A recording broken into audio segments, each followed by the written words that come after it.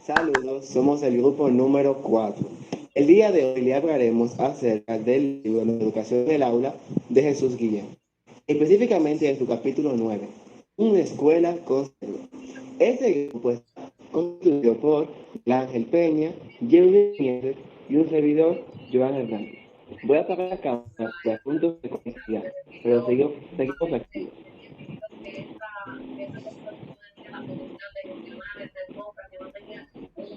Bien, lo que hace que, que una escuela tenga cerebros en el doctor es la atención a la diversidad. Comprender que todos somos útiles y necesarios sin importar la discapacidad o la condición que tengamos. Esto es lo que hace que una escuela tenga cerebro. Pero también hay unos elementos que tenemos que considerar que son bastante importantes, como es el caso del cerebro lector, más bien la lectura. La lectura es uno de los mecanismos que nos ayudan en nuestro cerebro a tener buena salud mental, una nueva salud en nuestro cerebro. Y esto surge ¿por qué? Porque constituye actividades asequibles para la buena salud cerebral. Además, intervienen múltiples funciones cognitivas y estas la atención, la percepción, la memoria y el razonamiento. Además, se activan una gran cantidad de circuitos neuronales que nos permiten reconocer sonidos, combinar para formar palabras, asignarles sonidos para poder pronunciarlas y además dotarlas de significado. Ahora hablaremos de acerca. Leer no es natural.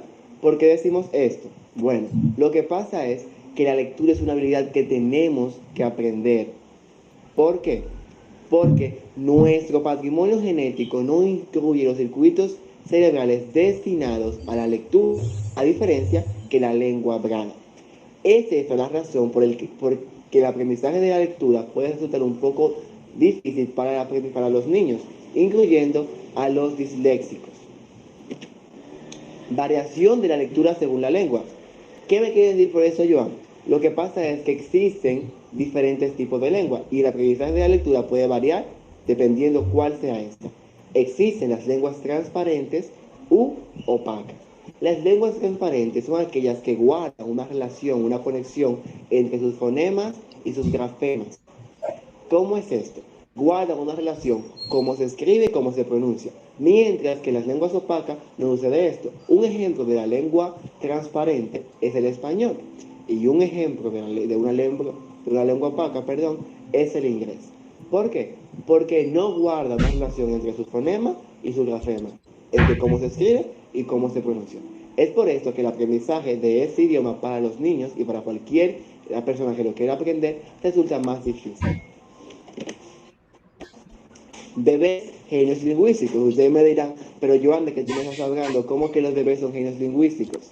Bueno, lo que pasa con esto es que antes de aprender a leer, el cerebro del bebé ya está organizado, es decir, desde mucho antes, para el lenguaje hablado. Entonces, como podemos ver aquí, a los pocos meses ya van a activar circuitos neuronales en el hemisferio izquierdo, idénticos a los que se activan en las personas adultas cuando escuchan su lengua materna.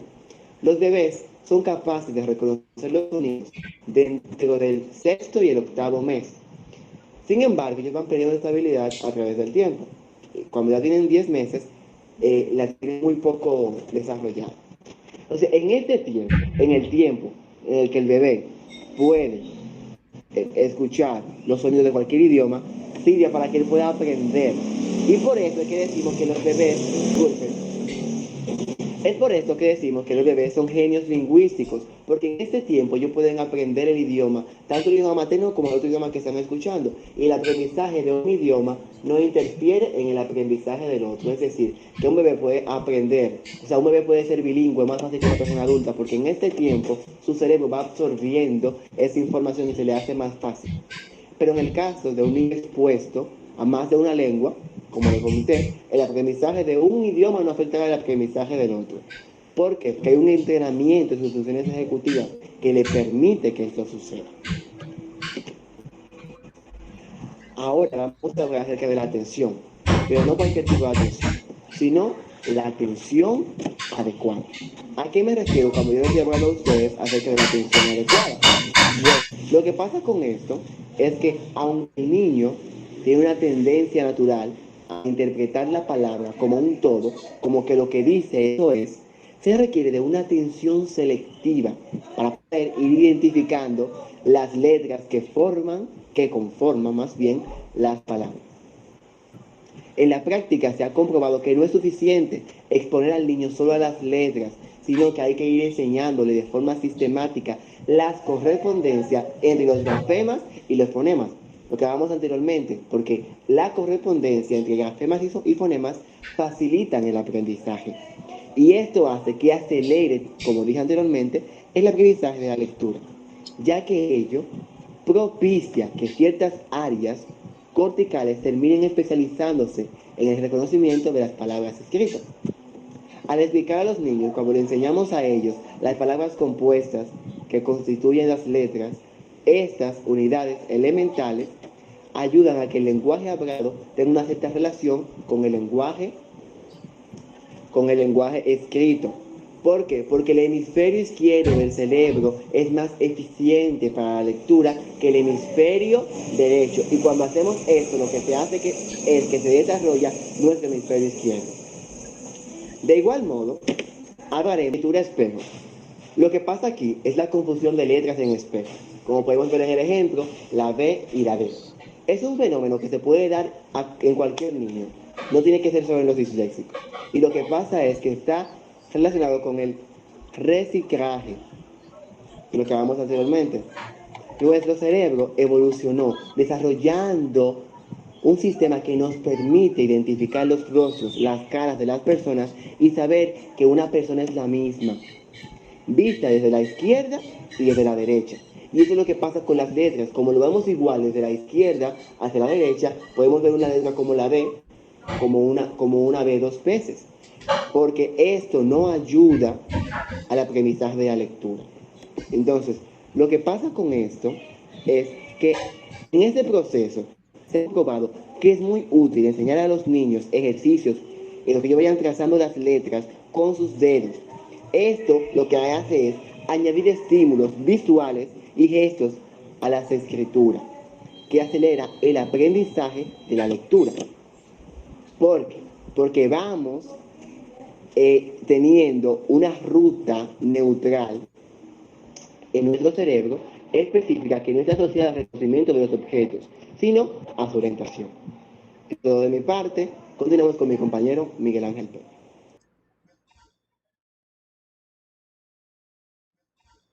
Bueno, mi nombre es Miguel Ángel y le voy a hablar sobre el cerebro matemático.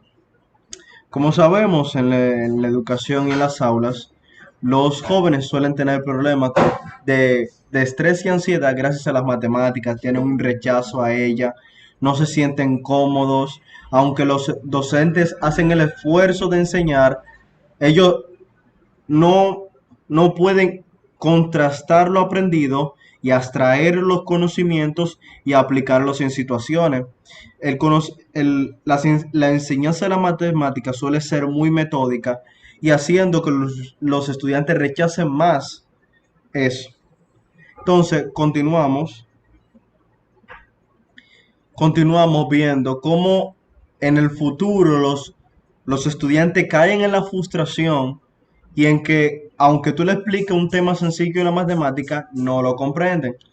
Y aún tenemos estudiantes que sufren de discalculía, que es parecido a la dislexia, pero esta provoca que los niños tengan dificultad haciendo operaciones aritméticas básicas. Entonces, se suma a este grupo de jóvenes haciendo que la tarea de la enseñanza de la matemática se vuelva bastante caótica. Continuamos. Entonces, para dar sentido a la enseñanza de la matemática, tenemos que conocer los aportes que ha dado la neurociencia a la educación. Y lo primero es el sentido numérico innato. El sentido numérico innato es esta capacidad que tiene cada ser humano desde que nace de poder abstraer las unidades, de poder reconocer cantidades, de poder hacer una cardinalidad. Entonces, ¿cómo se descubrió esto? Se hizo un experimento con bebés donde se les mostraba un juguete. Ellos ya sabían que había un juguete, entonces se colocaba una pantalla negra donde ya dejaban de verlo. Luego se veía como una mano introducía un segundo juguete y los bebés, como vieron que la mano entró dos veces, se imaginan que debe haber dos juguetes detrás de la pantalla. Entonces, cuando cae la pantalla y ven dos juguetes, no se sorprenden porque era lo que esperaban. Pero se hace este mismo proceso con la salvedad de que cuando la pantalla cae solo se ve uno. Y la psicología de desarrollo ha demostrado que cuando los bebés ven esta situación ilógica de que la mano entró dos veces, pero solo se vio un solo juguete, el bebé demuestra que tenía un sentido innato porque sumó uno más uno y tenía que darle dos, pero le dio uno. Entonces tenemos que aprovechar esta capacidad de los niños para enseñarle los números naturales, operaciones básicas. También tiene otra capacidad, continuamos, otra capacidad innata aparte de esta, que es contar cantidades pequeñas. Y en sí no contar, sino de reconocer. Si tú le pones dos vasijas donde se encuentren objetos, él no va a contar si en una vasija hay cuatro y en la otra hay cinco. Él simplemente se va a dar cuenta que como se ve mayor cantidad, debe haber más en la otra que en la que tiene menos. Entonces, en esta segunda imagen donde vemos las vasijas, si tú le haces la pregunta al estudiante, ¿dónde hay más vasijas? En el caso uno, más vasijas azules o marrones, él te dirá que son iguales. Pero en el segundo caso, donde se ven más espaciadas, él te dirá que abajo hay más. Porque en sí el niño no está contando, sino que de lo que ve, él está haciendo una abstracción de eso. Entonces, continuamos. En el cerebro pasa algo especial que cuando contamos se activa la región parietal del cerebro en el surco, en el surco intracraneal. Cada vez que hacemos operaciones lógicas se activa esta parte. Y los niños que sufren de discalculía tienen problemas en esta parte y por eso tienen dificultades a contar. Y para fortalecer tanto como niños con discalculía como niños que no la sufren, tenemos que hacer ejercicios que fortalezcan estas capacidades innatas que tienen esos niños. Por ejemplo, podemos decirle, si Pedro tiene 21 carros y le regalan 12, y Juan tiene 19 carros, ¿quién tiene más? El niño, en ese caso, no haría una operación, sino que él se daría cuenta que como Juan tiene dos cantidades distintas, como Pedro tiene dos cantidades distintas y Juan solo tiene una, él va a decir que Pedro debe tener más. Y así podemos hacer múltiples operaciones de manera concreta para que el estudiante vaya practicando estas atracciones. Continuamos.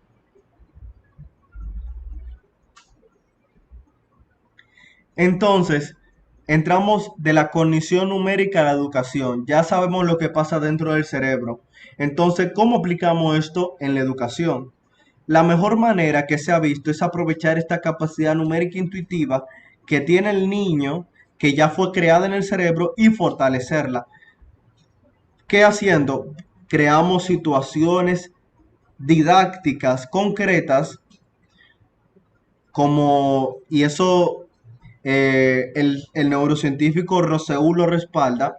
Creamos una situación didáctica concreta y la pasamos a una abstracta. Como se ve en la imagen, utilizamos bloques, que es algo concreto, para explicar las centenas, las decenas y las unidades. Continuamos. Lo importante de la matemática no es enseñar recetas aritméticas, no es enseñar fórmulas, no es enseñar las cosas de manera metódica, sino aprovechar ciertas habilidades básicas que tiene el niño, como contar con los dedos, que muchas veces los docentes lo prohíben, pero esta es la manera como los niños combinan lo motor con lo neuronal. Entonces tenemos que aprovechar esta capacidad para facilitar el aprendizaje. Continuamos. Entonces, la clave está en no coartar la creatividad de los niños en la matemática, que ellos decidan por qué camino llegar al resultado, porque cuando coartamos eso, hacemos que el niño dude de sus capacidades. Y si el niño duda de su capacidad, se va a alejar de la matemática, va a generar estrés y ansiedad, se va a liberar cortisol dentro de él, que es lo que provoca el propio estrés. Entonces, también se ha demostrado que para liberar sus estrés debemos hacer que los estudiantes por 10 minutos hablen de sus sentimientos y preocupaciones, porque esto va a hacer que ellos se liberen del estrés y de la ansiedad, es decir, que puedan gestionar sus emociones y que esto no bloquee su parte lógica y los conocimientos que han adquirido. Continuamos.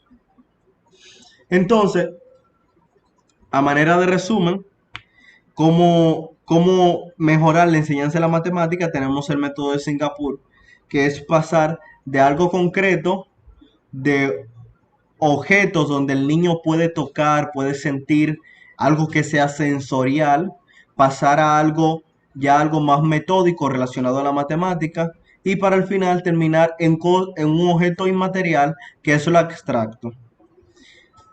La mejor manera de enseñar las matemáticas es vinculando situaciones concretas con los conceptos abstractos.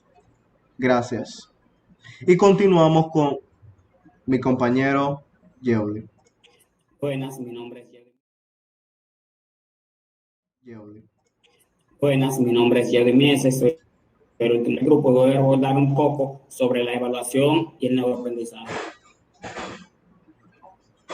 Evaluar para aprender. ¿Cuáles son los objetivos de la evaluación? ¿Cómo evaluamos y qué evaluamos? Esas son unas cuantas preguntas que nos surgen.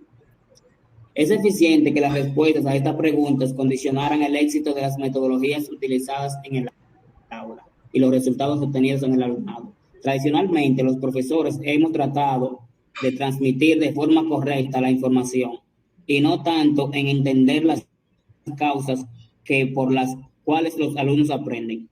Pero si verdaderamente es importante el aprendizaje, especialmente en las competencias, hemos de disponer de una serie de actividades diversas que permitan identificar y analizar errores cometidos con el fin de ir mejorando, porque así como aprendemos, y esto debería ser auténtico objetivo de la evaluación, impulsar el aprendizaje a través de un proceso continuo.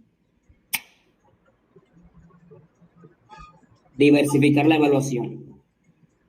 En la práctica, no es que debemos eliminar la función calificación de la evaluación, sino que si queremos evaluar competencias y conocimientos aislados, resulta más procedente plantear las tareas específicas, proyectos, problemas abiertos, simulaciones, expresiones, etcétera, en la que se apliquen los conocimientos identificados en consonomía con los objetos de aprendizaje. Ello fomenta que en todo momento la reflexión y la transferencia de conocimiento a situaciones novedosas. Evaluación formativa. Está claro que la evaluación no puede limitarse al final de una unidad didáctica, en un curso o una etapa, porque se pierden oportunidades de aprendizaje. Y la observación y los resultados finales hacen que los niños y los adolescentes no disfruten del proceso y vean los exámenes como pruebas descontextualizadas. Esto significa que estamos haciendo que los jóvenes vean los exámenes como una prueba no contextual. Dentro de esto podemos ver que los alumnos solamente tratan de tener buenas calificaciones en los exámenes a toda costa, sin importar que tengan que hacer chivo o trampa. Ellos solamente tratan de superar a cualquier precio que sea la calificación que ellos necesiten o deseen. Sin embargo, cuando se asocia la evaluación a las tareas en el aula a través de proyectos, problemas, debates o muchas cosas como algunas estrategias, ocurre que la evaluación formativa se puede detectar las necesidades reales de los alumnos y proponer soluciones para mejorar el aprendizaje. Cerebros diferentes en el aula. Sabemos que las sinapsis se remodelan de forma continua en función de la experiencia vivida, como consecuencia de la neuroplasticidad. Este proceso hace que cada cerebro sea único y que cada niño o adolescente tenga un ritmo de maduración cerebral y un aprendizaje singulares. Así como cada uno de los niños y adolescentes tienen un crecimiento, un desarrollo físico individual y único, así como tiene un crecimiento cerebral único y un crecimiento y desarrollo cerebral único. Junto a esto, las bases de datos de escáneres cerebrales revelan que la noción del cerebro típico o normal es un mito, porque lo que realmente predomina en todos los tipos de anomalías y funciones estructurales son otros. Estos estudios sugieren que la excepcionalidad es la norma de que los alumnos consideren con capacidades y necesidades especiales. Lejos de construir un pequeño porcentaje dentro del grupo, son todo lo contrario. A diferenciar de que esto se ha sostenido tradicionalmente.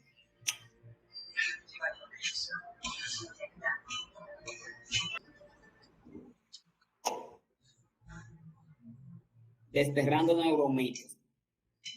Atender la diversidad en el aula consiste en romper con los planteamientos clásicos que intentan homogeneizar cada clase, reuniendo de la misma edad, abordando la misma unidad, haciendo los mismos ejercicios, resolviendo los mismos exámenes, etc. Esto es para que cada alumno progrese hacia los objetivos previstos conveniente proporcionalmente.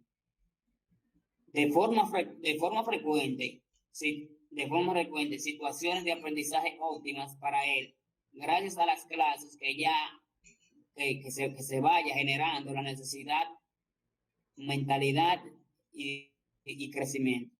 Con todo ello, no significa reunir una enseñanza individualizada en la que ya va a ser algo distinto, para que cada uno de los alumnos de la clase resulte impactado. En el caso de los grupos numerosos, como tampoco se trata de aplicar modelos o teorías que carecen del más mínimo respaldo empírico. Por ejemplo, en el ámbito educativo es muy popular el modelo de aprendizaje visual, auditivo y sintético, según el cual todos tenemos una modalidad sensorial preferida y podemos mejorar nuestro aprendizaje. Si aprendemos, si aprendemos más visualizando, entonces esto significa que nosotros somos visuales. Si aprendemos más por lo que escuchamos, somos auditivos, y si aprendemos más tocando, somos visuales. O sea, si somos señalados sobre la base de dichas preferencias sensoriales, de esta forma los alumnos visuales aprenderán mejor mediante diagramas o mapas. Los auditivos lo harán a través de descripciones verbales, mientras que los sinestéticos optimizarán sus resultados manipulando objetos. Ya.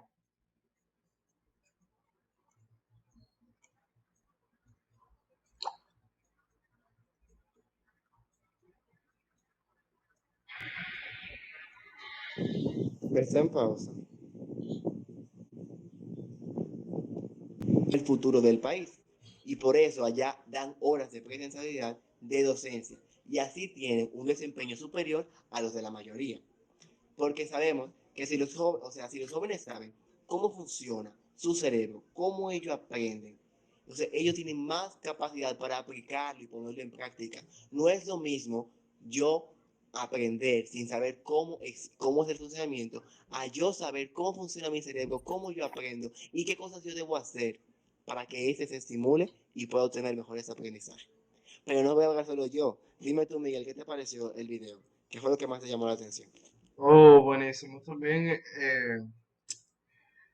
la autora, Ana Forel, nos presentaba que los adolescentes representan la máxima etapa de altruismo de toda nuestra vida. Como sabemos, como niños somos totalmente inocentes, nuestra conciencia no ha sido, como quien dice, corrupta por la sociedad, sino que sabemos compartir, servimos a los otros constructivamente y vivimos una experiencia positiva de empatía. Entonces, esto se desarrolla y puede mantenerse hasta la adultez por medio del aprendizaje y del desarrollo personal. También nos mencionaba relacionado al rendimiento académico de los estudiantes y la importancia del sueño. Como habíamos estudiado en anteriores clases de neurociencia, que el conocimiento se consolida cuando dormimos. La parte consciente, que es la parte del lóbulo frontal, descansa cuando dormimos y entonces es fundamental tener buen sueño. Ella decía que las tandas extendidas no garantizan un buen aprendizaje porque agotan al estudiante. Entonces es necesario hacer eh, tandas más cortas para generar un mejor aprendizaje. Pero, Jody, dime tú, ¿qué has aprendido?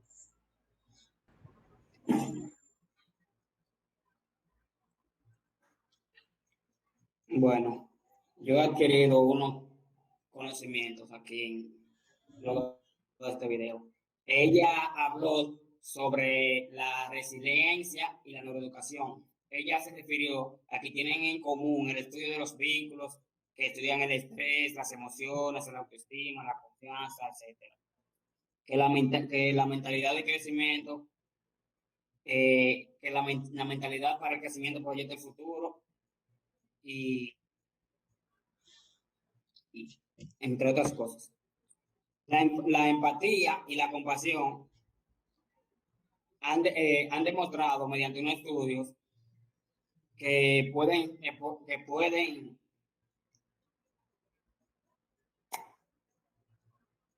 Los conocimientos del video con lo que hemos debatido aquí a través de la ponencia. Pienso que hemos tenido muchos aprendizajes y es bueno ver cómo la neuroeducación ayuda a la educación y ayuda a que una escuela tenga cerebro. Gracias, hasta luego.